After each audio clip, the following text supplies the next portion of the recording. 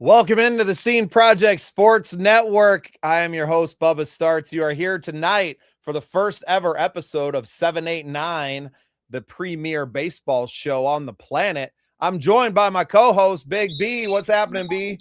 Nothing. I'm glad we get the first week of baseball in. Weather's turning nice here in Minnesota. My bracket is still kind of hanging in there for the NCAA tournament, but I love this time because it's all about baseball now. And, in a couple months, we'll be watching the little leaguers on TV while we're watching the big leaguers. And, for me, it's just living out my childhood, when I get to talk baseball. So, yeah, well, we got a special guest tonight that knows a little bit about Little League and knows a lot about balls. Shady Grady, welcome to the show, brother. Yeah. What's up, y'all? What's up, guys? How are we? That's the guy right there, Shady. I mean, he's probably could talk more ball. He probably knows more ball than me, you, and Coach Cody all put together in one. So we got a lot of ball in the room. Speaking of Cody, did he make it home from Wyoming yet? I don't know. I haven't seen it, but congrats to them on another W. Football aside. It's to me, it's baseball season. It's opening week. One of these times I'm going to have to take off work and get to opening day. I've never been to an opening day. I know it's just a regular baseball game, but there's just something about being at the first game. So the first pitch of a new season, there's definitely something about it for sure. Yeah. So, but I guess first off, since this is our premiere show, let's talk about the teams that we like to follow. Shady, I'll start with you.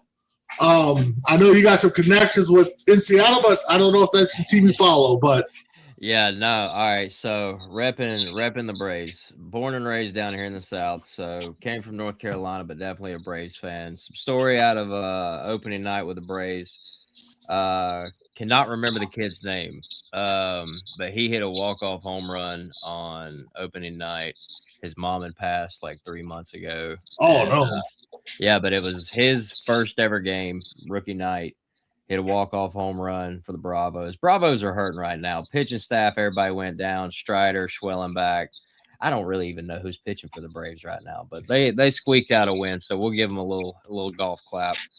But yeah, Seattle's starting off a little rocky as well. Cal Raleigh off to a 0-9 start, I believe, with 9 strikeouts. Ooh. So he's going to come out of it. They'll come out of it. So we got hot starts and cold starts there. Oh, sorry. Yeah. Nope. I got it. All that time off, B. I forgot how to run a show. Yeah, but you're out for good reasons. But Bubba, I mean, I know you're a Vikings fan. Where's your baseball allegiance lie? Yeah, I grew up in the city of Chicago, man. That's where my family is all from. So grew up a diehard Cubs fan. Obviously they've had disappointing seasons, but we grew up with that. And they never pretended to be something else. So they've never pissed me off to the point where I renounced my Cubs fandom, like the Bears. So this is something that is near and dear to me. My grandma on my dad's side loved the Cubbies, and so got lots of fond memories. Obviously, being in the friendly confines at Wrigley Field, there's really nothing like it. And love the Cubs. Have been tuning in. Obviously, I've lived in South Dakota for most of my life, over 30 years now. So I really, continue to follow the team. Obviously, we have the MLB TV apps and things like that to be able to watch along. So, yeah, have always continued to follow the team. I really love the radio broadcast more than anything. Yeah. So I'll usually buy, TuneIn Radio, I think, app had them on. I don't know if they're still around or if they do it or if the MLB, everything kind of goes through the official app. But, yeah, man, summertime's a great time for just being outside, right? And I think that's my favorite part about baseball is that the weather's always beautiful. There's nothing like going to a game. You got 162 chances for those moments that, change our lives, right? Even if you're just a fan, watching the game and watching a walk-off home run if you're in the stadium, and like that energy to me. And I think that's why I love the game of baseball so much, right? I think a lot of people find it really boring, right? Like, how do you get through it? It's so long, and it's like for those brief moments in the stadium or on the field, everything's on one man or another. And as a player, I played through high school. I loved it. I loved it and didn't really, it was probably the one sport that I may have had a chance. If I wanted to go on and continue to play in college, I maybe would have, had a chance to walk on in baseball. Just rangy. I was a center fielder for the back half of my career. Always played in the outfield, but great eyesight and instincts. So yeah, man, I love it. I love being out on the grass, and now as a fan and someone raising small children, that's my baseball season, right? Is being out there with the kids and teaching them the game. And there's just so much to learn from the game itself. And I think that's what's really, my favorite part of the summer. Yeah, for me, I mean, living in Minnesota, who else can you root for but the Twins? I mean, a lot of bad seasons, but good thing that during the 80s and 90s when I was really into baseball, we come home and we turn on WGN. We got the Cubs. You got the TBS with the Braves. Occasionally you get another team on there. So, yeah, my heart's with Minnesota, but overall, I sit down, watch a good game. I'm just like every other sports. If I get a good game, I'm good. Grew up a Kirby Puckett fan, so I know Shady, sorry for 91, but, I mean, that was honestly probably the best World Series for me. I mean, Game 7, great pitchers duel. That could have went either way. But, I kept playing baseball up through my mid-30s out here in, Northfield, kind of hung it up. Just, you did? There's my son. You did? Yeah. So, went to a couple rookie tryouts that the Twins host every year. So, stuff like that. So, but no, I love baseball. I love watching the little leaguers play. I love watching, definitely the major leaguers play, go to St. Paul Saints games. Just that interaction. I think it is more of a bonding experience with me and my son, just like that. But no, but yeah, we can get into some topics that we always like to talk about. Yeah, well, B, why don't we, since this is the pilot episode essentially, and this was all kind of your idea, I'm going to let you kind of tell us what the format of the show is going to be and what it'll kind of look like as we go through the season. Yeah, I mean, it's a long season, so we're going to have a lot to talk about. I mean, definitely talk about the past week in baseball, upcoming matchups, maybe some hot topics that come up. I mean, like Shady brought up, and we can talk about it. Kyle Raleigh struggling already.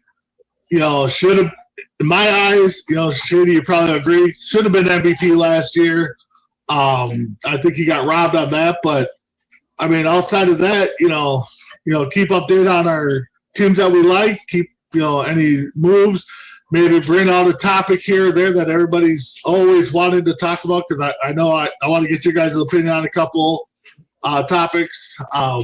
But yeah, so kind of just open forum and just see how baseball goes, and if something pops up, we got the Sunday night game, so we can always live score that. And I was going to say, as a Minnesota show, Big B, Zebby Matthews, I coached him at Smoky Mountain. He was a freshman when Cal was a senior. He's in, I want to say, y'all's farm program, but he should be coming back this year. Yep, nope, he is in our farm program. Matter of fact, I was able to meet him last year at a meet and greet for the Twins Caravan. Didn't have nothing for him to sign. And then I pulled what are you talking about? You got that big bald head, B. Yeah, no. But then got a couple packs of baseballs, and the first card I pulled out the next day was a Zebby Matthews. But yeah, Minnesota kid. Definitely, love watching hearing about the Minnesota kids growing up and playing. I mean, somebody will probably comment my feelings on Joe Mauer. True story.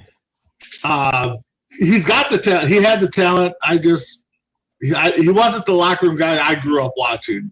He wasn't the Puckett, the Herbex, and stuff like that. And he got paid to be it. And there's just some things that kind of bug me, but it is what it is. But let's start off opening day. I mean, Aaron Judge went 0 for 5 with 4 strikeouts. Everybody's talking about how he slumped already. Shady, you brought up. It's 5 at bats out of how many they'll take this year, and he's done. He's cooked. Well, yeah, and that's what one of the radio personalities I heard say. It's only 5 at bats, but then they start talking about how he played in the World Baseball Classic. Did that put a toll on him?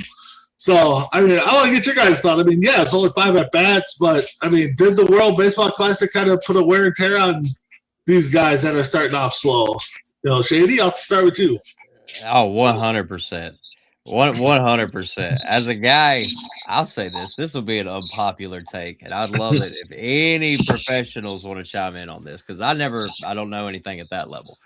But I can tell you that when they take you out of the format you're used to and be in the MLB, that's about the same format, but this was the World Baseball Classic. So everyone on the USA team had their strict schedule.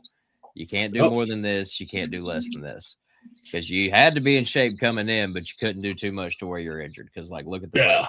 Everybody on the Braves is injured. So I don't know. I think it affected more of Shady, them. for the casual fan, real quick, can you just explain the World Baseball Classic and kind of explain how it's different? I know it's kind of a part of spring training, right? It's in that time period, but this is competitive baseball for these guys. Oh, it's they're very competitive. So basically every nation that has a program, which would be, I assume, pretty much quite a couple of them, probably over 50 or 60. So they'll weed it down out of the tiers. So there will be like the Netherlands and some other people that are still heavy hitters, but you just don't think about them. The Netherlands would include people like Andrew Jones, Ozzie Albies. I'm trying to think of some other people that were pitchers, but maybe even I can't remember. But anyways, the Netherlands was part of Curacao, Jerkson Profar, Jonathan Scope.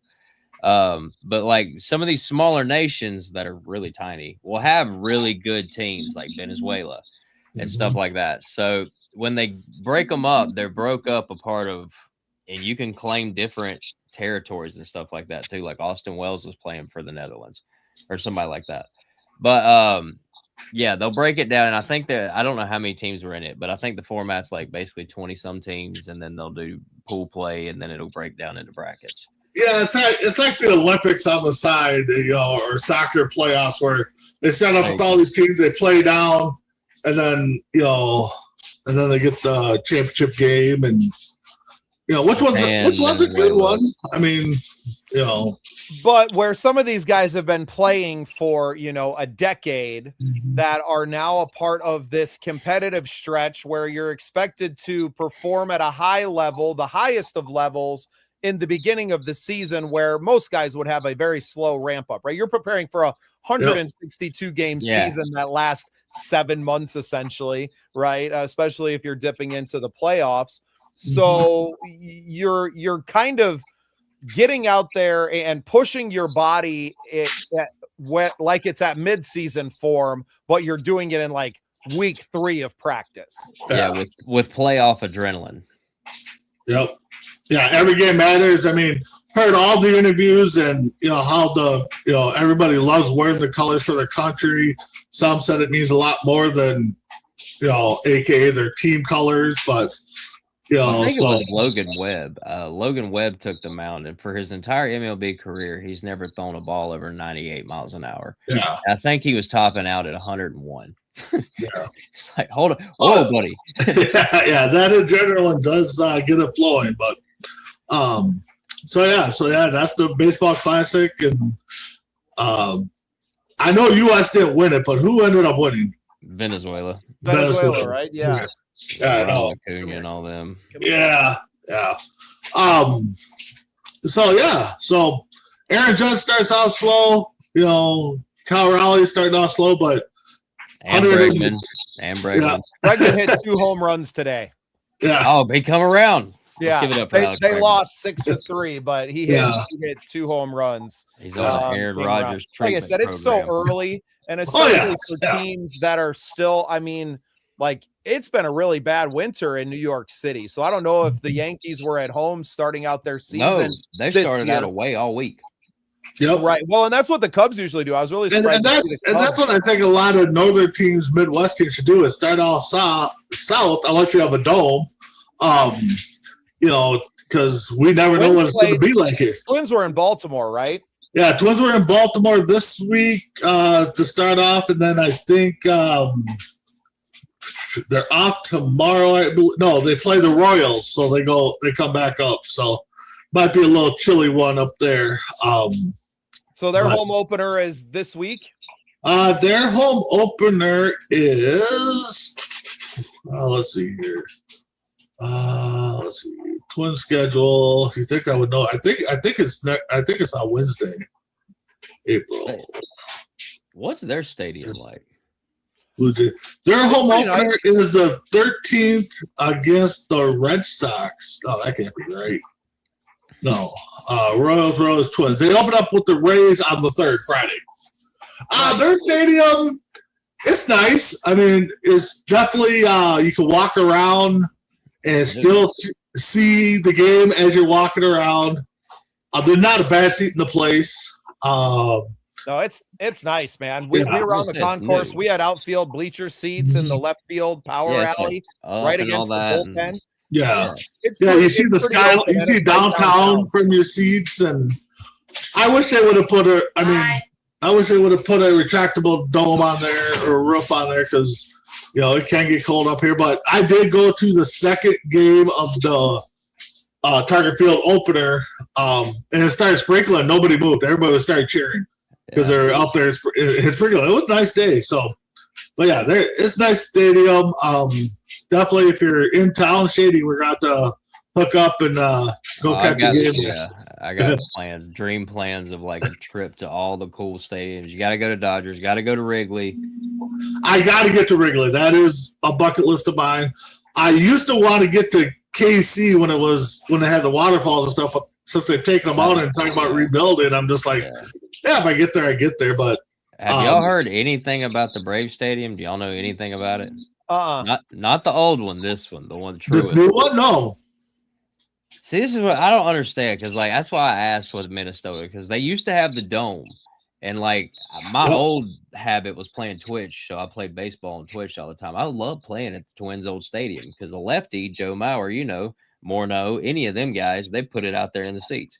But anyways, they don't like glorify like these stadiums like we did, like growing up, man, like Fenway and Yankee stadiums, the house the Ruth built, and all this stuff.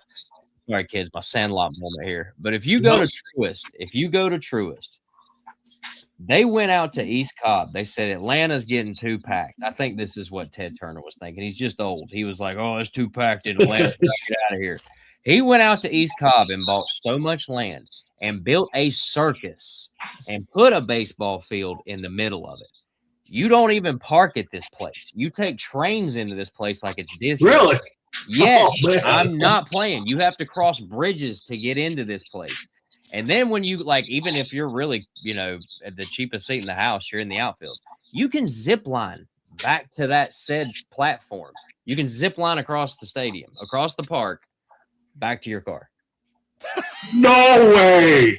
I swear on everything. If you do that, you may miss a chance for T.I., Eric Church. One of these guys might just be parked outside because this thing takes up 8 blocks. There's a movie theater. There's a movie theater. There's shopping restaurants, a Hilton hotel, an outdoor pool that's over the center field wall.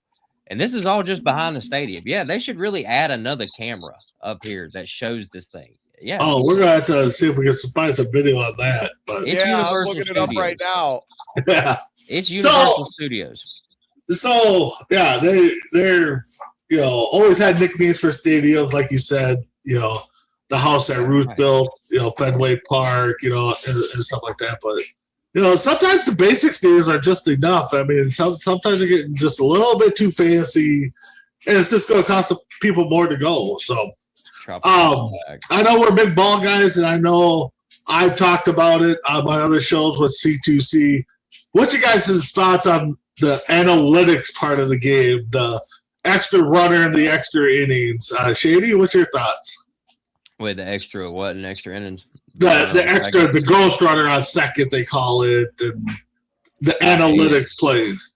I hate it. I mean, just because it's trying to speed up the game. I understand baseball is slow and everything, but just throwing a guy on second base, last out goes to second base. All right, like hold on a minute. Now we're gonna start like telling people to stop running the bases that don't want to do it, because they hit home runs. I mean, I get it. The ABS system, on the other hand, as a pitcher, I kind of like it because there was tons of calls that I wanted overturned, but at the same time, at least wanted a second look, right? A second opinion. I don't know if I've got like a South Park opinion, but like I feel like the umpires like they took our jabs. Bubba, what's your thought? Yeah, I really wasn't following everything coming in, so I was a little surprised. I don't even know all the challenge rules on the challenges that they've had for a couple of seasons either, and they're probably always changing. I don't follow the game close enough to keep up with a lot of this stuff, but I think it was inevitable, right? As technology gets better and better. I mean, and exactly what kind of Shady just alluded to, like it's only a matter of time before it's just the machines doing it. Yeah. It's just the cameras capturing it. There are no umpires on the field. And eventually it's, it's Futurama and it's that crazy game they play in there, right? Like, it's ball or whatever. The analytics and the challenges. I mean, get the call right. Okay, I can understand wanting to do that. I mean, because face it, if we look at Twins history, Ron Gang getting pulled off the first base probably gets overturned, and that changes the World Series. Joe Bauer had a bloop double that got called back against, I think, Oakland, right on the foul line. They called it foul, and it was fair. So, I mean, there's moments there. But the runner at second base, for me, it's one of those where I wish they wouldn't do it right away, but if the game got later to like the 13th, 14th inning, then possibly let's throw it out there. But I mean, well, and it came down to, it wasn't even time. It was wear and tear on your team, right? When you're pulling, and for the Cubs, years ago, Anthony Rizzo would always come on it. It's the 13th inning and Riz is out there throwing 40-mile-an-hour shady lollipops, throwing BP, right? And top, man, that's it. Hey, I promise you, I can make it move. That I understand, because at the end of the day, and I think everyone here is very aware of it, but other fans need to be as well, and especially purists of the game, that this is a business. Yep. These are billion-dollar companies. These are tens of millions of dollar athletes. Somebody going out and throwing out an arm in the 17th inning of a game that everybody in the stands has left, it just doesn't make a lot of sense. And it's no different than football. I mean, look at the overtime football rules in the regular season and what you're kind of doing in there to just try and get a decision, right? So I don't really have a problem with it. It's definitely weird to see it.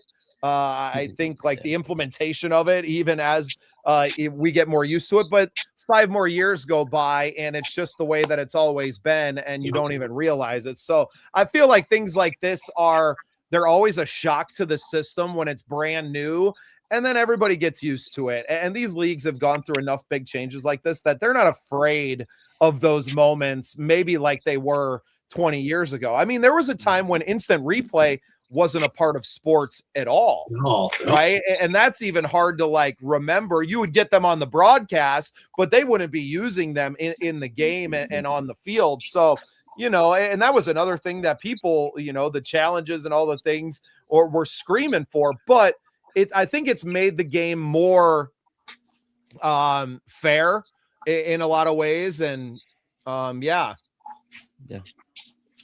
Yeah, just looking at the Knights game, by the way. Hello, Danielle.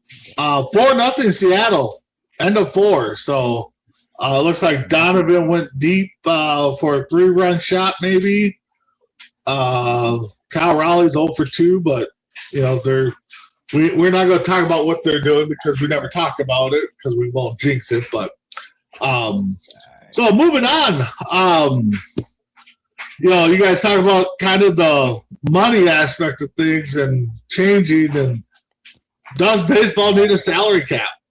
Shady? Oh man, I'm gonna say this for everybody on YouTube that does, or anybody that does baseball content. The lockout is coming, boys. Our chances are still alive. Yes. I don't know, man. I studied sport management, so like I studied the Sherman antitrust law, like where it all even like really started between like having to pay people differently. Like Ruth really started the whole thing of like, hey, we got to pay this guy something different. He's doing more than anybody else. Yep. But now here we are, and you kind of got to have a hard argument because in doing sport management, I also got to see how much the guys in the Premier League make. Yeah. So if we think people are making money, God, that league don't even equal Neymar's contract. Yeah. So yeah, it's crazy the money that's in this football, right? But also none of those. I've never seen a football, soccer stadium empty, right? Like they sell out every single weekend.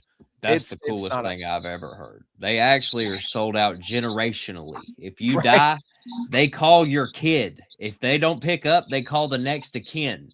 That's in O2 Arena in London. They do that.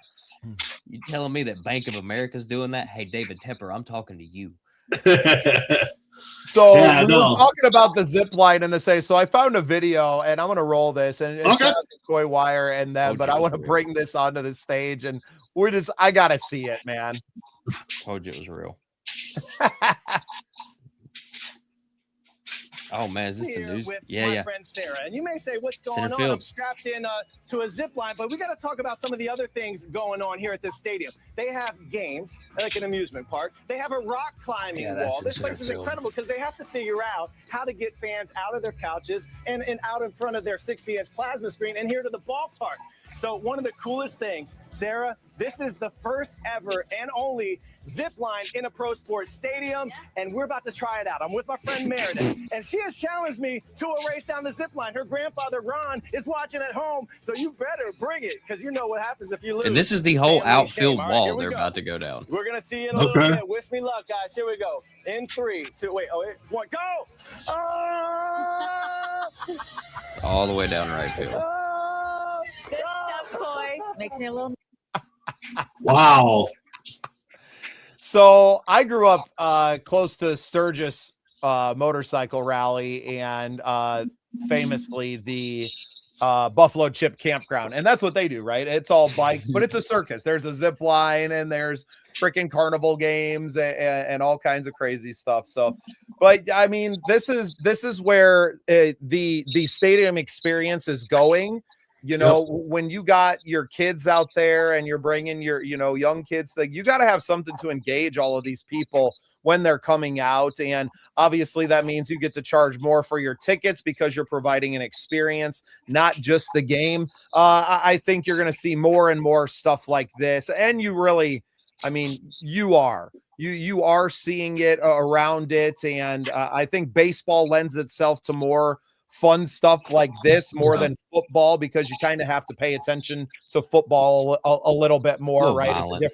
It's a different experience. I think too that thinking about it, Toronto, when they built the Sky Dome, whatever it's called now, they had the Hard Rock Cafe out there. So it was kind of like, hey, let's go out and eat, and you probably had to buy the ticket, but you got to watch a game while you're playing. I know when they're talking about building the new Twin Stadium, there was some rumblings that, hey, how about we get rid of Camp Snoopy and let's put the baseball stadium there around the ball and make it, so they were talking about that, and which would have been a kind of a cool idea. But yeah, it'd be kind of cool to go out to Atlanta and, see what the prices are and, kind of see what's going on around there. And it cannot be expensive to fly from Minnesota to Atlanta. Those are two of the biggest hubs in the country.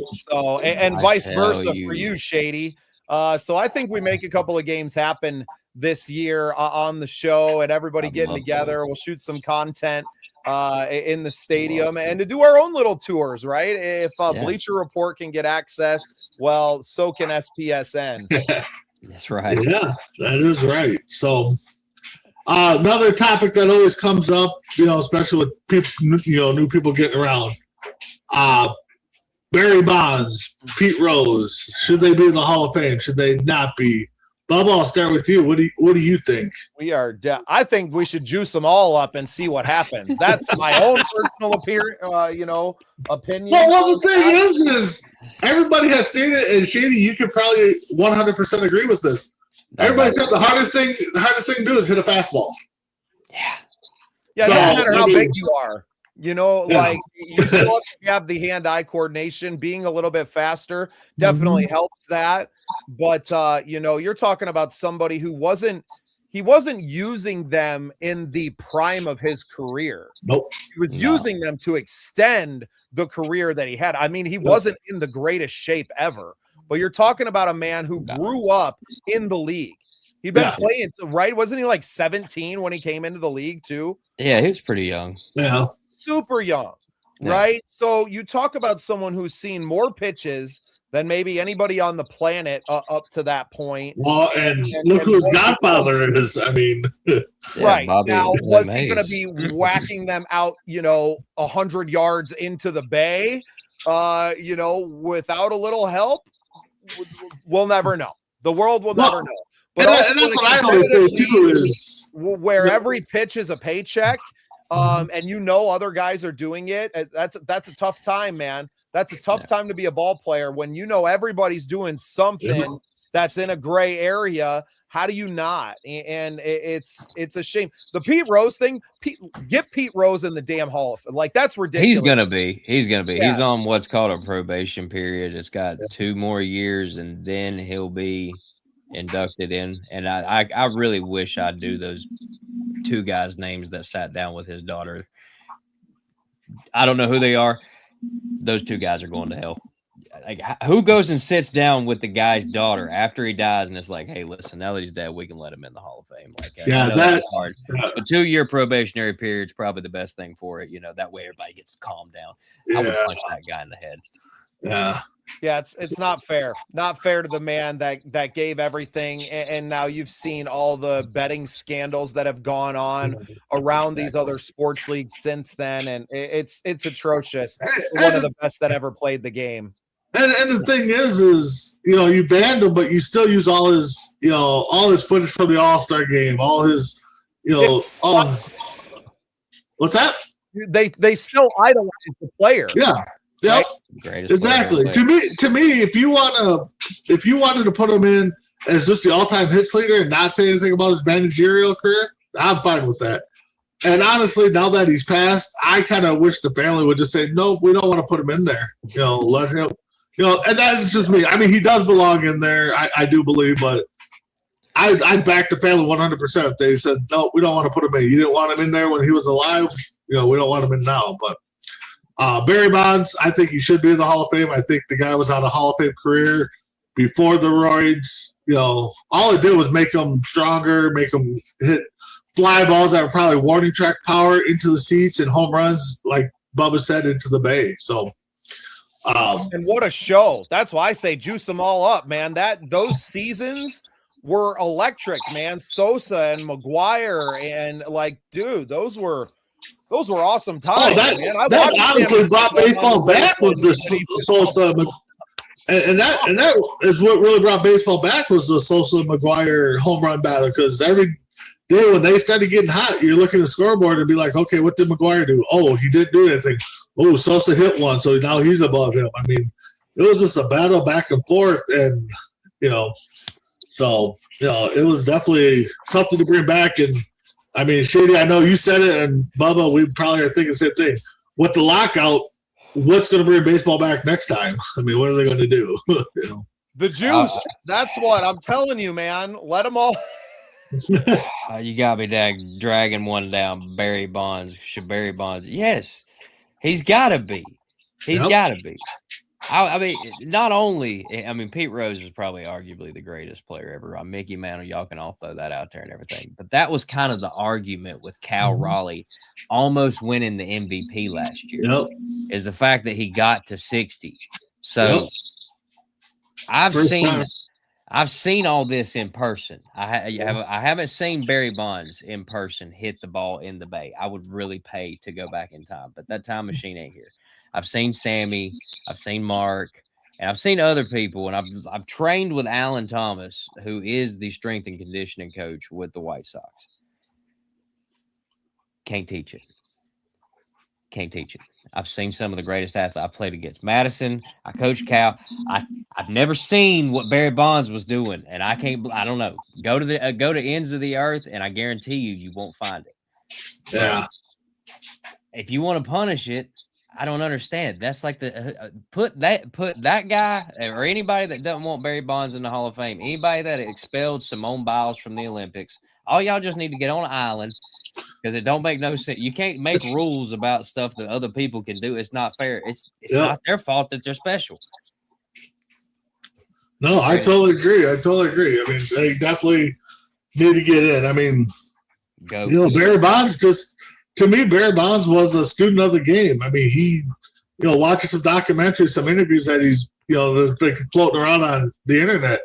And, he's just a student of the game. He can go back. There's one that's talk about him versus Greg Maddux.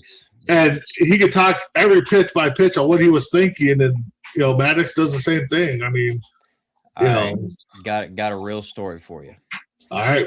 Bubba referenced it earlier, and he said, can you make it move? What he's doing is he's making a joke at me when the Braves actually sent a scout to actually talk to me. And they said, hey, Mr. Grady, can you make it? They didn't call me Mr. They said, hey, bitch. Can you make it move? And I said, yeah, I can. But I couldn't. So I lied to him. And after one pitch, he went walking back up. But I got lucky with the people I got surrounded by, like, as I played. I never got to, like, play in the pros. But I was really lucky. Everybody I was surrounded by. One guy it was a week-long showcase of, like, I guess really the best kids coming up in the South. Like, USA had their thing, like Team USA did the junior thing, and that's where the main players were. But, like, then you had, like, little sub ones. This one was for the Southeast region. And Greg Maddux, pitching coach, was down there. And I remember he told us a story one day about him and Javi Lopez down there. And he said that they were betting Greg money. John and Tom were betting Greg money how many he could put in the mitt, but they were going to blindfold Javi. And the coaches came in about that time, and they were like, you're about to do what? Like, no, you're not. You're not doing this to our main catcher. So Eddie, I think they let Eddie do it. So Eddie got the blindfold, put it on, and Greg proceeded. The pitching coach stood next to Eddie and told Eddie when to close the glove. Greg proceeded to hit 9 out of 10 in the glove. Said the first one, Eddie closed the mitt too soon. And it never hit Eddie once. And I'm like, that's a different level, man. Well, that is a different level because, I mean, I saw they were talking to Maddux about, or no, I think it was Javi, as a matter of fact. They were talking to the catcher about the pitch calling. He's like, Greg Maddux called his own pitches. I didn't lay one finger down. He just gave me the signal, and I put my glove there, and that's where it was. So it's different. I honestly do wish the Braves pitching staff that they have with Maddux and Smoltz and Glavine were able to win a lot more than what they did. I mean, that trio is my top three, arguably the best trio of pitching around. Yeah. Yeah.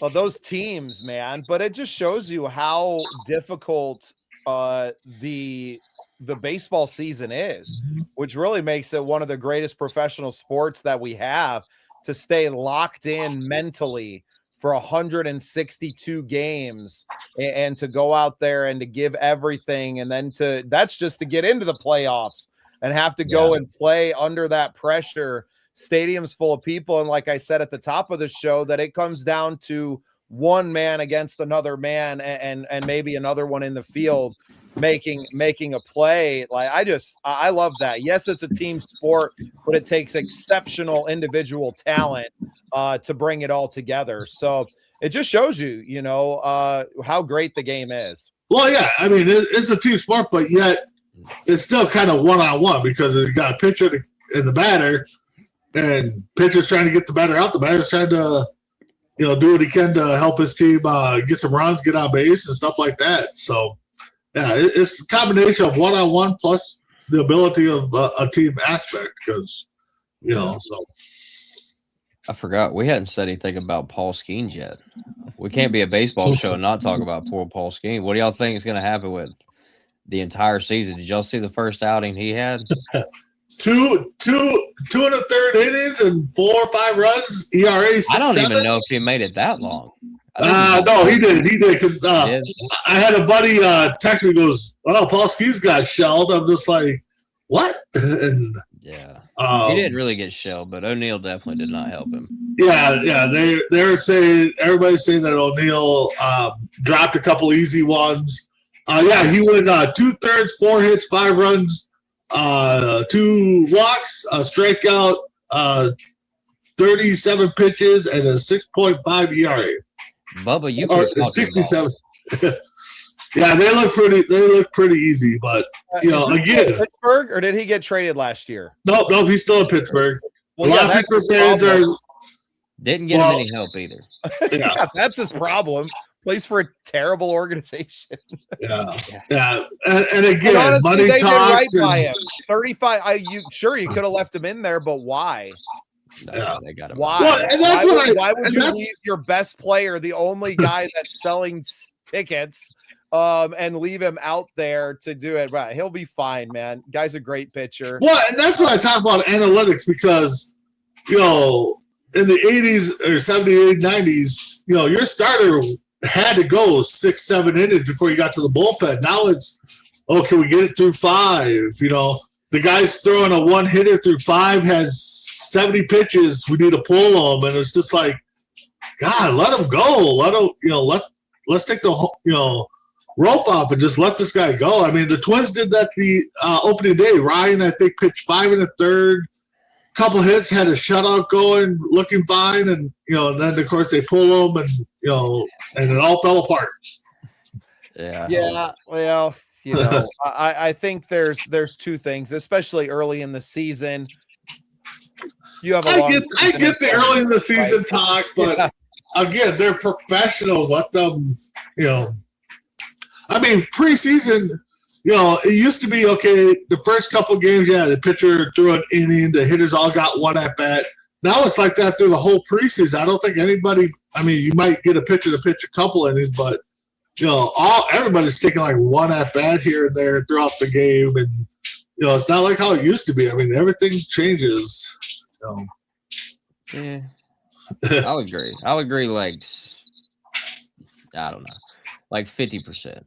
It depends on who the heck is coaching. You got to realize, like, even from college, we did that system pretty much everywhere, because you'll only get 5 to 7. If you're a weekend starter, you might get that little bit extra if you're a senior. But really, it's Johnny Holstaff, and just the amount of info that goes into it, the amount of people that go into it. Like the room, I was in junior college, and the amount of pitchers we had the first day was 72. Wow. And you got to weed that down to 25. So it's like, do we even know each other? Yeah. Well, and I think so much of coaching was just in a feel, right? You know, some of the old movies, you know, give me one more, coach. Give me one more. And you know, guy, you're just going off of you know, watching him. Now you have all the analytics to say, look, man, that ball ain't moving like it did. He's lost 2 miles an hour off the fastball. He's cooked. Oh yeah. And the other half of that is, you know, I think trying to maybe get a little bit more out of these players, not just over the course of the season, but over the course of a career. I don't know what kind of language is being put in some of these contracts either about things, because guys want to play as long as they can, right? That's their livelihood. So maybe they're not willing to go and to throw that extra inning, knowing that it might lead to an early Tommy John surgery, right? It may lead to an early shoulder surgery. So, and because it's not just the teams and the coaches that are looking at the analytics, it's the players as well. Yeah. And now we're able to look at not just the speed and spin and all that, but we have technology to look at the biomechanics and to say, hey, you're dipping here, you're going to cause an injury because of this, right? So yeah, there's a lot that goes into it now, and I think ultimately it makes the game better. It doesn't make it more pure, if that makes sense, right? Like it doesn't take it back to the 20s, right? We're never going to get back to that level, but I think it makes for a better product across the board. That's why I argue you can get that pure. You just got to go to that. Yeah. The World Series is the only thing that's that pure. Yeah.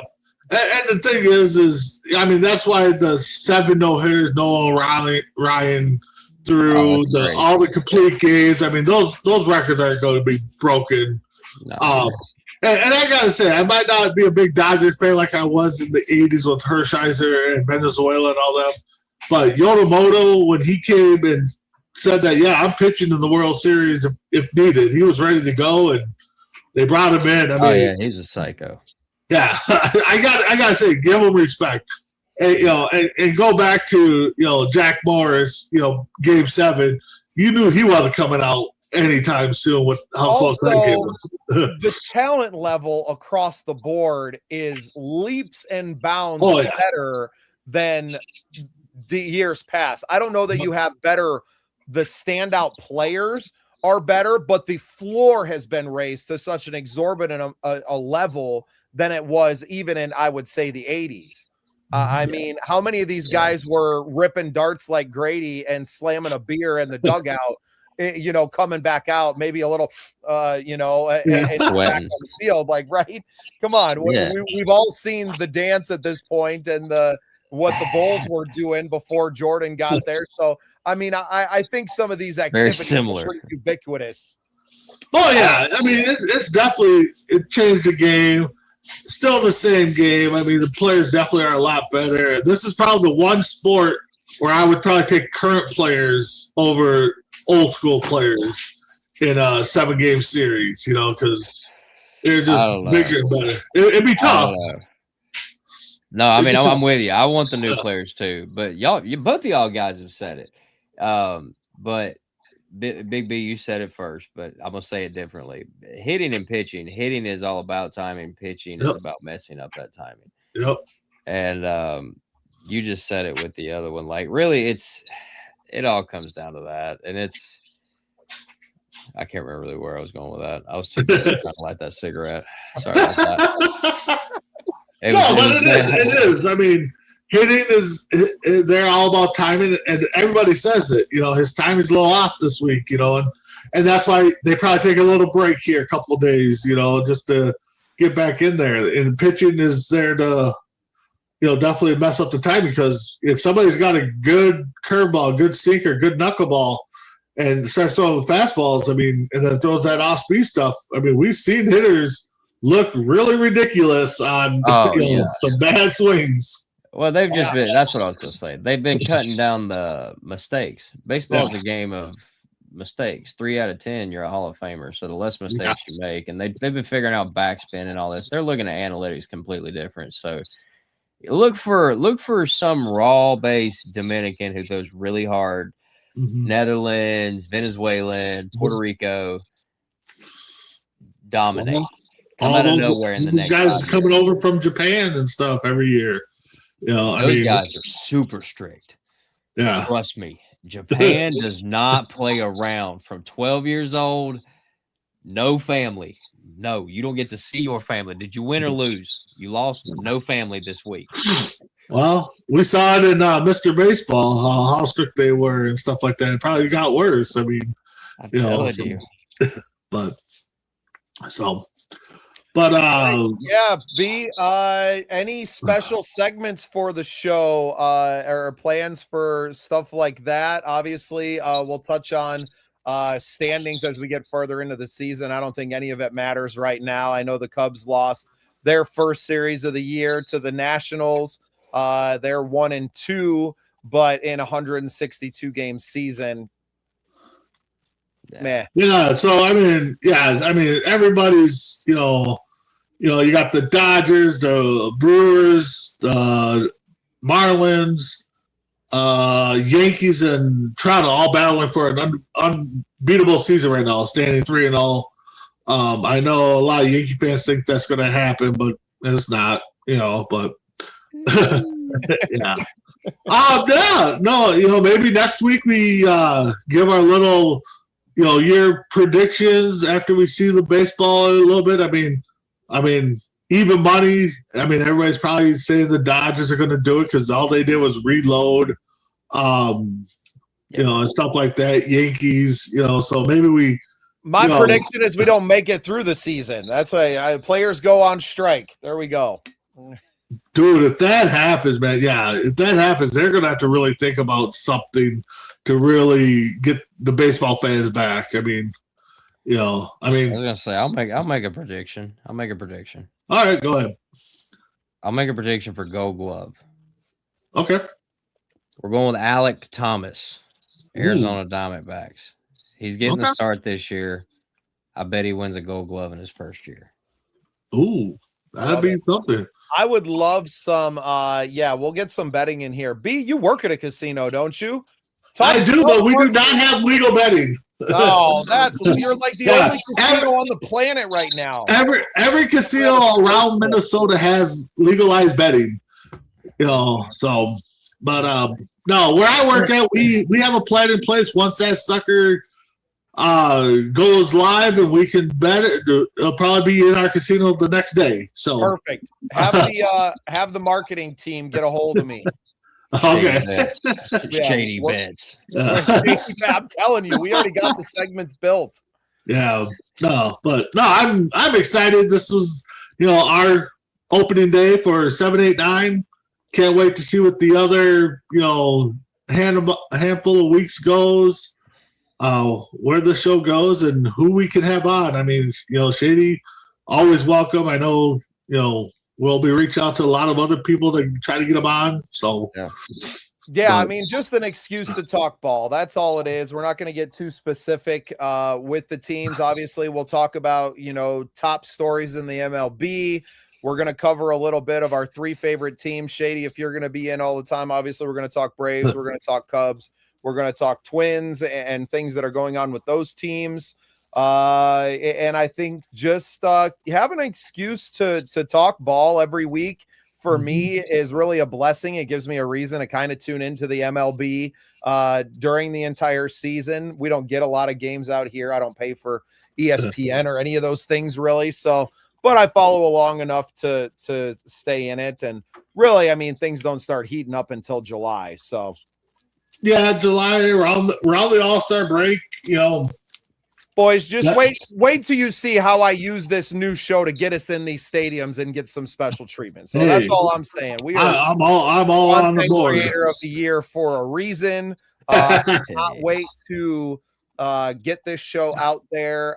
Great reason for us to reach out to these stadiums, to reach out to the teams, and to get some of these people on the show with us and come in and talk. And if we're willing to bring in some interview segments, and this could become a longer show, obviously keeping it a little shorter tonight as we get our feet under us. But I think there's some really great stuff coming from this show, and nice to just dip into the sports world and all of them. And I know we talked about a hockey show, this year. I don't know if we'll quite get that off the ground this season. If the Wild make a deep run, maybe I'll consider something else. Well, if the Wild and Wolves make the playoffs, I mean, I guess we got to have a show here and there. I mean, even if it's both together, I mean, so.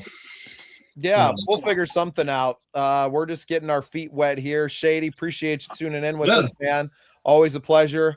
Can't wait to get some golf content out there. I know Shady got his skunked golf.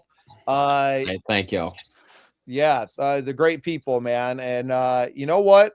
I know B can't get the day off of work for the Skunked Classic in June. Although, did that change because your schedule changed too? You still work at the same days. I can try to see, but yeah, it's going to be.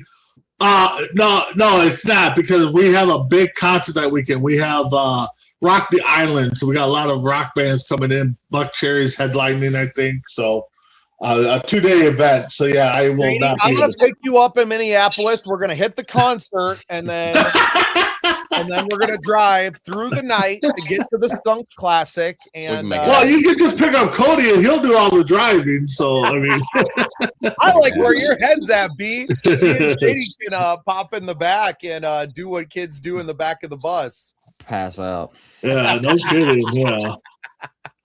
Yeah. Awesome, man. Well, B, great idea. Appreciate you co-hosting this one and being part of it. We'll keep it going. Tune in every Sunday at 7 p.m. Central Time and check out the 789 baseball show for my co-hosts, Big B, and our special guest, Shady Grady. I'm Bubba Startz, and we'll see you next Sunday.